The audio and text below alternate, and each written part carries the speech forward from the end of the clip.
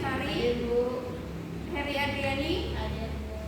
Alhamdulillah, berarti hari ini hadir semua ya. Iya, Bu. Anak-anak di antara kalian, adakah yang masih ingat mata pelajaran yang Ibu ajarkan pada pertemuan sebelumnya? Saya, Bu. Ya, Citra silahkan. Minggu kemarin Bu Guru mengajarkan tentang campuran. Campuran itu gabungan dari dua zat atau lebih, Bu. Ya, bagus sekali ya. Jadi pada pertemuan sebelumnya kita telah membahas mengenai campuran, di mana campuran itu adalah gabungan dari dua zat atau lebih. Nah, pada pertemuan kali ini kita akan membahas lebih dalam mengenai berbagai macam jenis campuran. Ada yang namanya larutan, ada yang namanya koloid, dan ada yang namanya suspensi.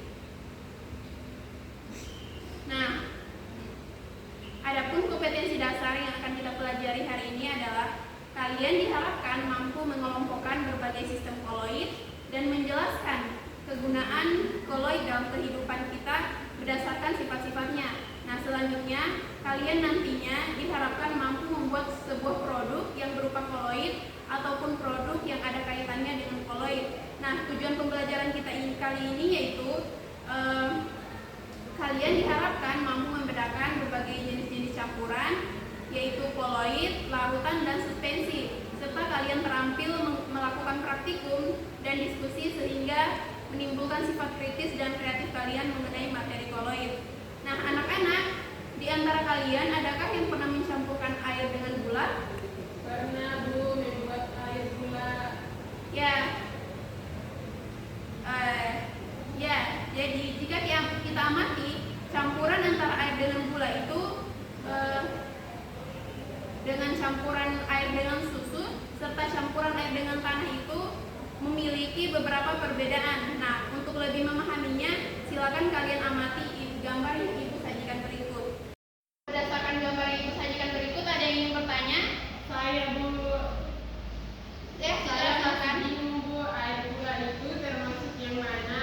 Air susu sama air tanah itu termasuk larutan, koloid, atau suspensi, Bu? Ya, pertanyaan yang bagus ya. Jadi teman kalian bertanya, di antara ketiga campuran ini, manakah yang termasuk larutan, koloid, dan suspensi? Di antara kalian ada yang bisa membantu teman kalian menjawab? Saya, Bu. Ya, Asli silahkan. Air sama gula itu termasuk larutan. Kemudian air sama susu itu koloid. Sedangkan air sama pasir itu termasuk suspensi, Bu. Ya, bagus sekali ya jawabannya anak-anak. Tolong beri aplaus kepada teman kalian. Jadi campuran antara air dengan gula itu dinamakan larutan, campuran antara air dengan susu dinamakan koloid, dan campuran antara air dengan tanah dinamakan suspensi kasar. Nah, di sini Ibu akan membahas lebih lanjut mengenai pengertian dari larutan, suspensi, dan koloid itu sendiri. Jadi, larutan merupakan campuran homogen yang memiliki dimensi berupa molekul kecil atau ion yang berdiri sendiri. Nah, partikel ini tersebar merata dalam komponen lainnya sehingga tercipta satu fase yang disebut fase homogen. Nah, larutan sendiri terdiri dari satu fase sehingga ketika disaring tidak dapat residu.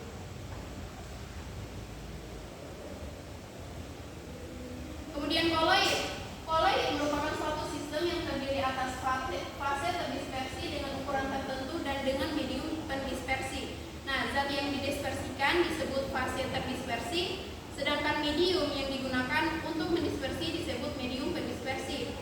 Koloid juga dinamakan dengan dispersi koloid, atau suspensi koloid. Ini merupakan campuran pertengahan antara larutan sejati dan suspensi. Nah, contoh koloid yang bisa kita dapatkan dari kehidupan sehari-hari itu ada yang namanya susu segar. Susu segar ini terdiri dari butiran lemak yang sangat kecil yang tersebar dalam fase berair yang juga mengandung kasein atau suatu protein dan beberapa bahan yang lainnya. Kemudian suspensi. Suspensi merupakan sistem yang sekurang-kurangnya terdapat satu komponen partikel yang relatif besar yang merata dalam komponen lainnya. Contoh suspensi, jika kita mencampurkan tepung terigu dengan air, maka tepung terigu tersebut tidak bisa larut. Tepung terigu akan memisah atau mengendap jika didiamkan beberapa saat. Partikel tepung dalam suspensi akan mengendap akibat adanya pengaruh gravitasi. Nah, di dalam laboratorium kita itu perlu memisahkan endapan ke suspensi dari suatu campuran bereaksi. Nah, salah satu metodenya adalah dengan metode penyaringan atau biasa dikenal dengan filtrasi. Campuran yang mengandung materi tersuspensi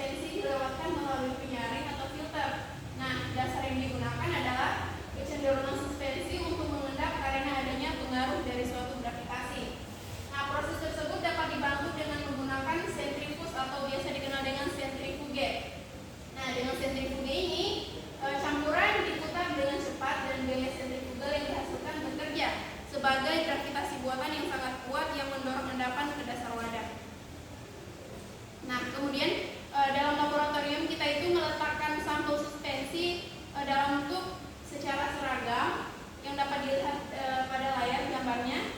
Nah, kemudian kita men-set kecepatan putar dan waktu yang kita inginkan.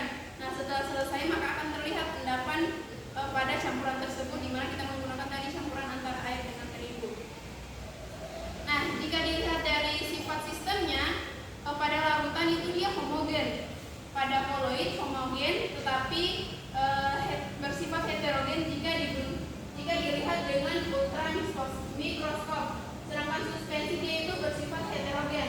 Nah, jika dilihat dari bentuk dispersinya, larutan itu dia dalam bentuk dispersi molekular, koloid dispersi padatan atau dispersi koloid, sedangkan suspensi dia itu dispersi kasar. Nah, jika dilihat dari ukuran diameter partikelnya, larutan itu dia lebih kecil dari 10 pangkat minus 7 cm, sedangkan koloid itu di 10 pangkat minus 7 kurang 10 pangkat minus 5 cm, dan suspensi itu lebih besar dari 10 pangkat minus 3 cm. Nah, jika kita mengamati dari fase terdispersi dan medium terdispersinya, larutan itu tak tampak dengan ultramikroskop, sedangkan koloid itu tampak pada ultramikroskop, dan suspensi itu sudah tampak dengan menggunakan mikroskop biasa saja. Nah, jika dilihat dari cara pemisahannya, larutan itu tidak dapat disaring karena larutan itu bersifat homogen, sedangkan koloid itu tidak dapat disaring kecuali dengan penyaring ultra atau penyaring khusus. Kemudian suspensi itu bisa disaring karena suspensi ini benar-benar bisa dilihat perbedaan antara endapan dan larutan yang berada di atasnya. Kemudian untuk contohnya sendiri, untuk contoh larutan sendiri itu larutan gula, di mana ketika kita melarutkan gula dengan air, ketika gula tersebut larut maka tidak akan bisa dibedakan lagi mana yang air dan mana yang gula. Kemudian koloid, contoh koloid itu ada tinta dan susu. Kemudian contoh suspensi yaitu ada campuran tepung dan air. Kemudian ada jenis-jenis koloid. Di sini ada yang tahu apa saja jenis-jenis koloid? Saya Bu. Ya, Citra silahkan. Jenis-jenis koloid ada sol padat, emulsi padat, busa padat, sol atau gel, emulsi, buih atau busa, aerosol padat, dan aerosol cairan Bu. Baik, betul sekali ya. Jadi jenis-jenis koloid sendiri terdiri dari medium pendispersi dan medium terdispersi. Nah, untuk medium pendispersi sendiri itu padatan, untuk jenisnya itu dalam bentuk sol padat, contohnya yaitu paduan logam. Kemudian untuk medium pendispersinya itu padatan, kemudian jika fase terdispersinya cairan, maka jenis koloidnya itu emulsi padat, contohnya itu keju dan mentega. Untuk seterusnya dapat dilihat, misalkan ada medium berdispersi gas, ada fase terdispersi medium berdispersi cairan, ada fase terdispersi gas. Jenis koloidnya itu dapat berupa buih atau busa, contohnya itu busa. Nah, berdasarkan jenis-jenis ini dimulai dari emulsi, sol, gel, busa. Di sini Ibu akan membahas satu persatu mengenai jenis-jenis koloid tersebut. Yang pertama ada yang namanya emulsi.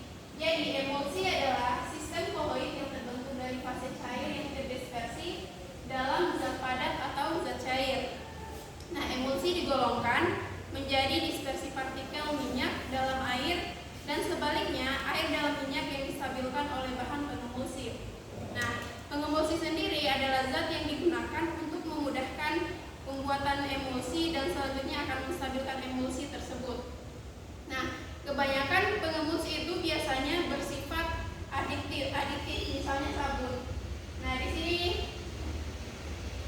pada gambar ini dapat dilihat contoh emulsi. Di sini ada minyak, kemudian ini yang berwarna merah emulsinya, kemudian yang berwarna biru ini adalah airnya.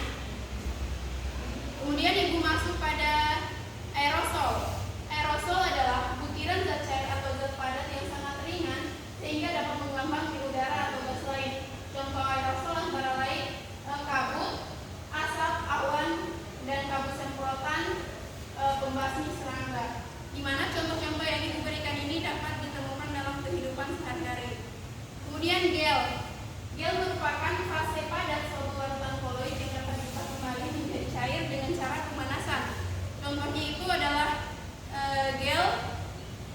gelatin, agar-agar, dan sela yang dapat dilihat. Sesuai dengan penjelasannya ini, yaitu gel merupakan larutan koloid yang dapat diubah kembali menjadi cair dengan cara pemanasan. Ketika agar-agar atau besi ini yang sudah terbentuk menjadi agar-agar, ketika dipanaskan kembali dia akan berbentuk kembali menjadi cair. Karena proses terbentuknya agar-agar ini ketika ia dipanaskan kemudian didinginkan, maka ia akan mengeras. Namun ketika dipanaskan kembali ia akan kembali menjadi cair. Kemudian ada yang namanya buih atau busa. Jadi buih adalah sistem koloid dengan fase terdispersi gas dalam zat cair yang cukup stabil. Nah, buih atau busa ini dapat dihasilkan oleh kocokan dengan bantuan zat kimia. Biasanya itu sabun. Ketika sabun dikocok itu akan menghasilkan buih atau busa. Kemudian di sini kita akan masuk pada sifat-sifat koloid. Di antara kalian ada yang sudah tahu apa saja sifat-sifat koloid? Silahkan yang tahu silahkan angkat tangan.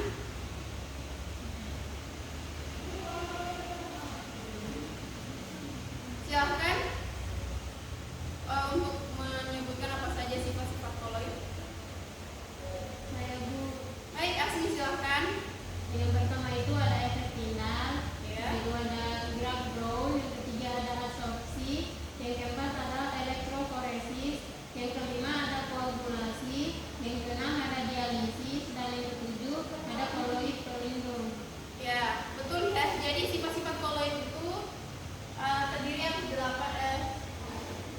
ada 8. Yang pertama efek Tyndall, Graf Brown, absorpsi, elektroforesis, koagulasi, dialisis, dan koloid pelindung. Nah, di sini Ibu akan membahas satu persatu mulai dari efek Tyndall sampai dengan koloid pelindung.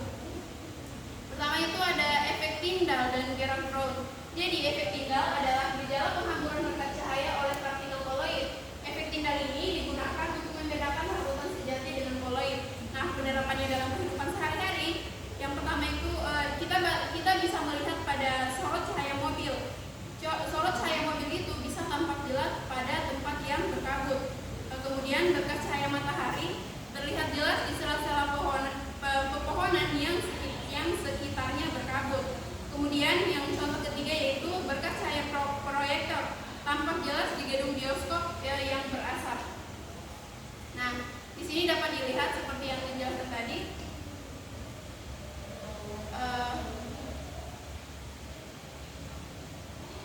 Nah, di sini dapat dilihat. Jadi larutan itu ketika dilakukan cahaya dia itu akan meneruskan cahayanya.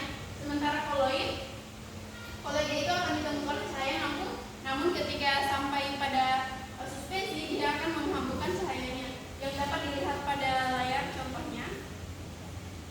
Nah, kemudian kita masuk pada Graf Brown. Nah, Graf Brown adalah gerak partikel koloid yang bergerak secara acak atau zigzag dan berlangsung terus-menerus. Nah, yang menjadi faktor penyebab menyebabkan partikel koloid dalam medium berdispersinya dan partikel koloid dapat terhindar dari pengendapan. Nah, gerakan ini terjadi karena benturan tidak teratur antara partikel koloid terdispersi dan medium berdispersi yang dapat mengimbangi gaya gravitasi. Nah, untuk pernyataan bahwa koloid bergerak secara zigzag dan berlangsung terus-menerus itu dapat dilihat pada gambar yang Ibu sajikan berikut. Di mana di situ dapat dilihat dengan jelas bahwa partikel koloid itu bergerak secara zigzag, yaitu geraknya tidak beraturan. Nah, kemudian Ibu masuk pada jenis koloid yang kedua yaitu muatan listrik partikel koloid. Nah, partikel Sol atau sistem koloid dari partikel padat yang terdispersi dalam zat cair bersifat menyerap ion-ion yang terdapat di permukaannya. Nah, partikel koloid dapat bermuatan listrik yang disebabkan oleh sifat-sifat partikel koloid berikut. Yang itu ada yang namanya absorpsi, elektroforesis, dan koagulasi. Nah, itu akan membahas satu persatu dari partikel koloid yang dapat bermuatan listrik berikut. Yang pertama ada yang namanya absorpsi. Jadi absorpsi terjadi ketika partikel koloid mempunyai kemampuan menyerap ion pada permukaannya sehingga partikel koloid menjadi bermuatan listrik. Nah, peristiwa penyerapan pada permukaan ini disebut absorpsi. Misalnya sol AS2, S3 mengabsorpsi ion S2- sehingga bermuatan negatif. Selanjutnya ada yang namanya elektroforesis. Elektroforesis adalah suatu proses berpindahnya partikel sol karena pengaruh medan listrik. Nah, jika dalam sistem koloid dimasukkan suatu elektroda yang dihubungkan dengan sumber arus listrik yang dapat dilihat gambarnya, maka partikel koloid yang bermuatan positif itu bergerak ke katoda, yaitu elektroda negatif. Nah, dan partikel koloid negatif bergerak ke anoda, yaitu elektroda positif. Selanjutnya yaitu koagulasi. Koagulasi merupakan proses yang dapat menyebabkan partikel koloid halus bergabung untuk menghasilkan partikel yang dapat mengendap. Nah, biasanya digunakan koagulan, yakni bahan yang menyebabkan penggumpalan sol. Nah, koagulasi ini disebabkan oleh terlepasnya muatan listrik dari partikel-partikel koloid, sehingga antara partikel koloid akan mudah bergabung. Yang contohnya dapat dilihat pada gambar tersebut. Nah, selanjutnya yaitu dialisis. Proses pemisahan makromolekul dari ion-ion dan senyawa yang mempunyai berat molekul rendah sehingga menggunakan selaput atau membran semipermeabel yang tidak dapat ditembus oleh makromolekul tersebut tetapi dapat ditembus oleh molekul air atau ion-ion. Nah, makromolekul tersebut dapat berupa partikel koloid. Proses pemisahan hasil metabolisme darah oleh ginjal itu merupakan proses dialisis. Nah, untuk contoh dari proses dialisis ini sendiri dapat dilihat pada gambar. Selanjutnya kita masuk pada koloid pelindung. Nah, koloid pelindung adalah koloid yang berfungsi untuk menstabilkan koloid lain. Nah, cara kerja koloid pelindung sendiri itu dengan menyelubungi partikel-partikel koloid lain dari proses koagulasi sehingga mencegah tergabungnya partikel-partikel ini. Nah, contohnya itu ada dalam kehidupan sehari-hari. Yang pertama ada sabun sebagai koloid pelindung air dan minyak. Kemudian ada kasein sebagai koloid pelindung pada susu. Kemudian koloid pelindung juga digunakan dalam pembuatan bahan-bahan seperti cat, tinta, dan krim rambut agar dapat bertahan lama. Nah, kemudian dalam suatu sistem koloid ada yang namanya koloid liofil dan koloid liofob. Nah, koloid dalam medium, koloid liofil adalah koloid yang partikel terdispersinya itu menyukai mediumnya, sehingga daya tarik menarik antara zat terdispersi dan mediumnya itu besar. Kemudian koloid hidrofil, yaitu merupakan koloid dengan air sebagai medium terdispersinya, sedangkan zat yang tersebar itu cenderung menarik molekul air, sehingga diperoleh sistem koloid yang kental bahkan setengah padat. Nah, koloid hidrofil juga itu biasa disebut sebagai sol hidrofil. Nah, contoh dari kedua jenis koloid ini yaitu protein, sabun, deterjen, dan agar-agar. Nah, kemudian ada koloid liofob. Nah, koloid liofob adalah koloid yang partikel terdispersinya tidak disukai mediumnya karena daya tarik menariknya sangat lemah atau tidak ada. Koloid hidrofob atau adalah koloid dengan medium pendispersinya ini berupa air, sedangkan zat-zat yang tersebar cenderung menolak molekul-molekul air sehingga diperoleh sistem koloid yang encer. Koloid liofob juga itu biasa disebut dengan sol hidrofob. Contohnya itu ada susu, mayonnaise, dan sol-sol logam. Oke, selanjutnya kita masuk pada cara pembuatan koloid. Di antara kalian ada yang tahu ada berapa saja cara pembuatan koloid? Ya, silahkan yang tahu silahkan acungkan tangan ya. Silahkan Citra. Cara kondensasi, cara dispersi, dan koloid asosiasi, Bu. Ya, bagus sekali. Jadi cara pembuatan koloid itu terdiri atas 3. Di sini Ibu akan bahas satu persatu, mulai dari cara kondensasi sampai dengan koloid asosiasi. Yang pertama, cara kondensasi. Dengan cara ini, ion-ion atau molekul-molekul itu digabungkan menjadi partikel dengan ukuran koloid. Nah, pada reaksi redoksnya, yaitu merupakan reaksi yang melibatkan perubahan bilangan oksidasi. Contohnya itu reduksi SO2 terlarut dalam air dialiri gas H2S sehingga dapat menghasilkan sol belerang. Reaksinya itu dapat dilihat pada layar, yaitu 2H2S dalam fasa gas ditambah SO2 aqua menghasilkan 3S sol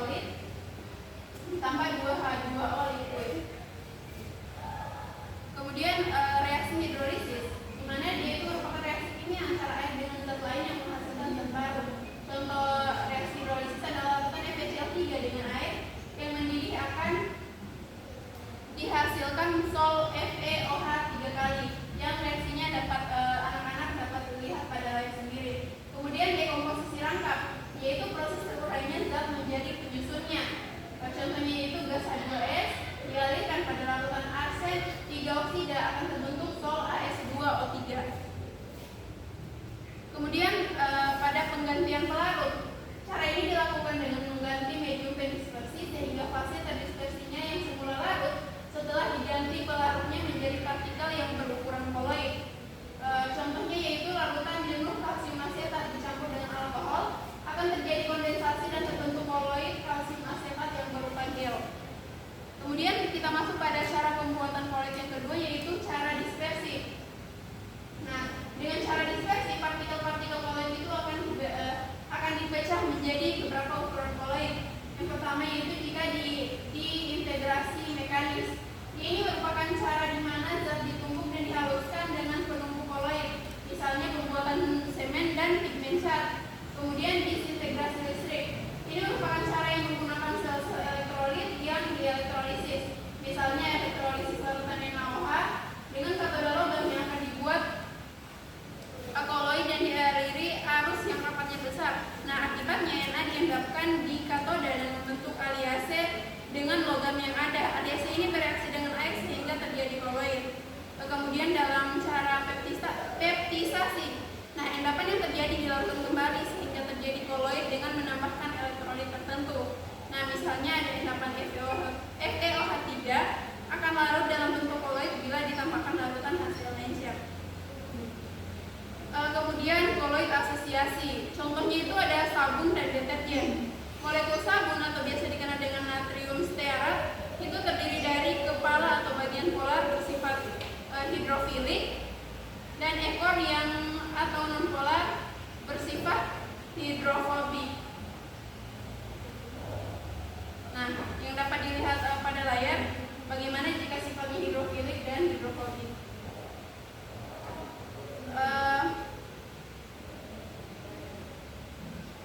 Di sini untuk reaksi dari hidrofobik dan hidrofilik tersebut yang dijelaskan tadi.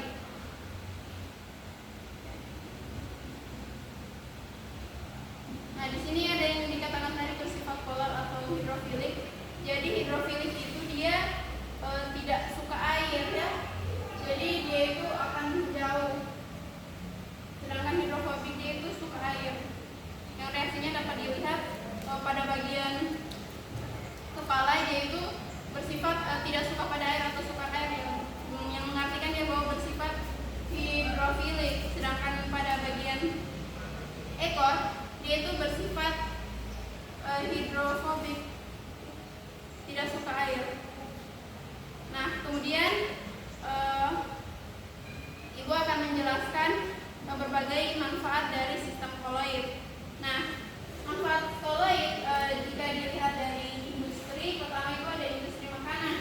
Di industri makanan kita dapat memanfaatkan aplikasi koloid itu dalam pembuatan keju, mentega, susu, dan saus salad. Kemudian dalam industri kosmetik dan perawatan tubuh, aplikasi koloid itu dapat digunakan dalam pembuatan krim, pasta gigi, dan sabun. Kemudian dalam industri cat, aplikasi itu dapat dilakukan dengan membuat cat. Kemudian di industri kebutuhan rumah tangga, misalnya itu sabun dan deterjen. Kemudian ada yang namanya industri pertanian, dapat dilakukan dengan membuat pestisida dan insektisida. Kemudian ada di industri farmasi, contoh aplikasinya itu misalkan menyuntikan penisilin dan untuk suntikan. Ya, berdasarkan materi yang telah Ibu sampaikan tadi mengenai jenis-jenis koloid, sifat-sifat koloid, dan cara pembuatan koloid, di sini Ibu akan membagi beberapa kelompok di mana siswa-siswa akan berdiskusi mengenai materi yang telah Ibu berikan tadi. Jadi, Ibu akan memberikan LKPD untuk kalian kerjakan bersama kelompok kalian. Silahkan kalian berdiskusi dan melakukan pengamatan pada LKPD yang akan Ibu bagikan berikut. Jadi di sini ada dua kelompok ya.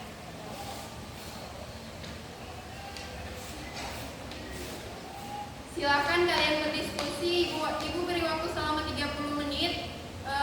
Setelah waktu yang telah ditentukan selesai, untuk setiap kelompok bersiap-siap mendiskusikan apa yang telah didapatkan dari hasil eksperimennya. Baik, waktu diskusi telah selesai ya. Ibu persilahkan kepada kelompok 1 untuk mempresentasikan hasil diskusi yang telah dilakukan bersama kelompoknya. Ya, kelompok 1 silahkan. Koloid adalah campuran dua atau lebih zat di mana partikel zat terdispersi berukuran antara 1 sampai 100 nanometer sehingga tidak dapat dilihat dengan mata telanjang tetapi cukup besar untuk menyebabkan cahaya.